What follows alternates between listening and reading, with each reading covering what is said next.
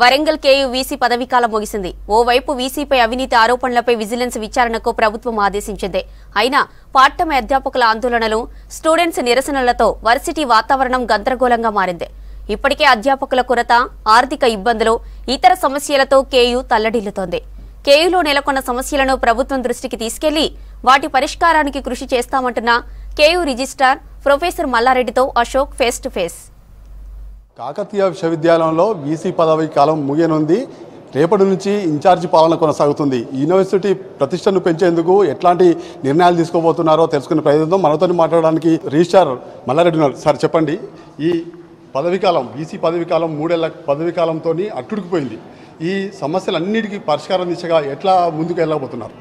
Incharge vice chancellor వస్తారనుకుంటాను, లేదా కొత్త vice chancellor త్వరలోనే గవర్నమెంట్ నియమించబోతుంది. అప్పుడు అడ్మినిస్ట్రేషన్ అంతా కొత్త సెటప్ ఉంటుంది. ప్రధానంగా రిజిస్టరే మొత్తం విశ్వవిద్యాలయానికి రిజిస్టరే ప్రధాన పాత్ర పోషించబోతున్నారు. ఈ నేపథ్యంలో ఇప్పుడు పార్ట్ టైం లెక్చరర్లు కావచ్చు, లేదా ల్యాండ్ ఇష్యూలు కావచ్చు, లేదా వివిధ రకాల సమస్యలతో కూడుకున్న కాకతీయ విశ్వవిద్యాలయంలో ఈ సమస్యలన్నిటికీ ఎట్లా పరిష్కారం చేయబోతున్నారు?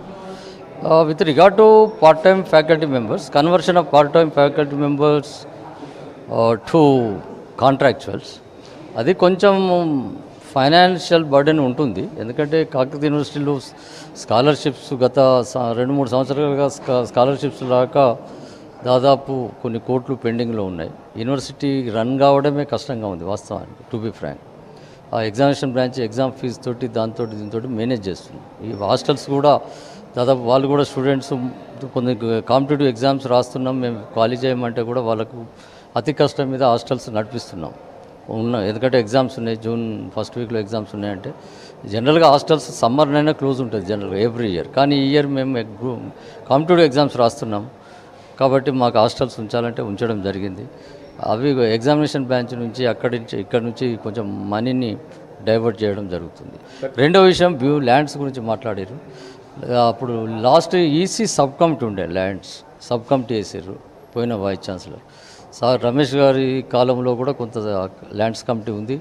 ఫైనల్ రిపోర్ట్ సబ్మిట్ చేశారు, అది ఈసీలో పెట్టి వాళ్ళు కూడా వర్క్ చేశారు, కొంత వర్కౌట్ చేశారు. Document very bulk volume documentation కూడా ఉంది, చాలా స్టడీ చేశారు వాళ్ళు. దాన్ని రెవెన్యూ ఆఫీస్లోకి పోయి కూడా అన్ని డాక్యుమెంట్స్ తీసుకొని వచ్చి కంపైల్ చేసి మొత్తం డాటా అయితే మొత్తం ఉన్నది. గవర్నమెంట్ కనుక మేము గవర్నమెంట్ రిక్వెస్ట్ చేస్తే వాళ్ళు కూడా కొన్ని నిర్ణయం ఐడెంటిఫై చేస్తారు ఏమున్నది అనేది ల్యాండ్స్. ఎందుకంటే యూనివర్సిటీ ఏం చేయలేదు. ఒకటి యూనివర్సిటీ ల్యాండ్స్ విషయంలో ఇలాంటి విషయాలలో యూనివర్సిటీ ఇట్స్ అకాడమిక్ ఇన్స్టిట్యూషన్. ఇక్కడ ఉన్న అడ్మినిస్ట్రేటర్స్ కూడా academic administrators, not full time administrators.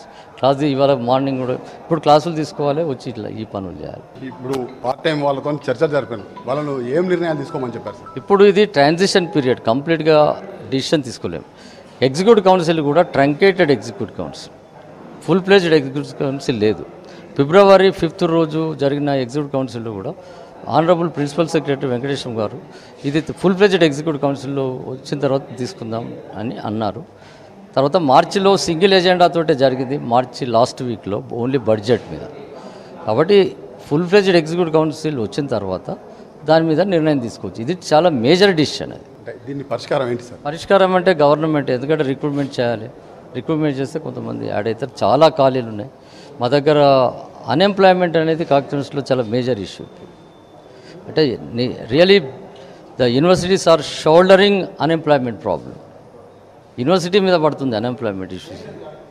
అది దానివల్ల ఫంక్షనాలిటీ కూడా ప్రాబ్లం అవుతా ఉంది. వాళ్ళు వచ్చి రోజు ఏదో ఒక ఫామ్లో వచ్చి యూనివర్సిటీ అడ్మినిస్ట్రేషన్ డిస్టర్బ్ చేయడం వల్ల కొంత మా పర్ఫార్మెన్స్ తగ్గే అవకాశాలు కూడా ఉన్నాయి.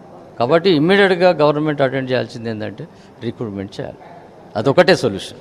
కొంత బడ్జెట్ రిలీజ్ చేస్తే కొంచెం హాస్టల్స్ అవి కూడా కొంచెం మంచిగా క్వాలిటీగా నడపగలుగుతాం. అంటే మీరు ప్రభుత్వానికి ఈ నివేదికలు అన్నీ సమర్పించబోతారా? ఎస్, ఖచ్చితంగా. ఎందుకంటే ఈసీ ఎగ్జిక్యూటివ్ కౌన్సిల్లో డిసిషన్ జనరల్గా ప్రిన్సిపల్ సెక్రటరీ గారు ఉంటారు కాబట్టి ఆల్మోస్ట్ గవర్నమెంట్ ఉన్నట్టే అవి ఎప్పుడు బ్రీఫ్ చేస్తూనే ఉంటాం. ఐటమ్స్ ఈసీ ఐటమ్స్తో పాటు కొంచెం కొన్ని విషయాలు కూడా మాట్లాడడం జరుగుతుంది ముందో తర్వాత. That way they will come to know about all these things.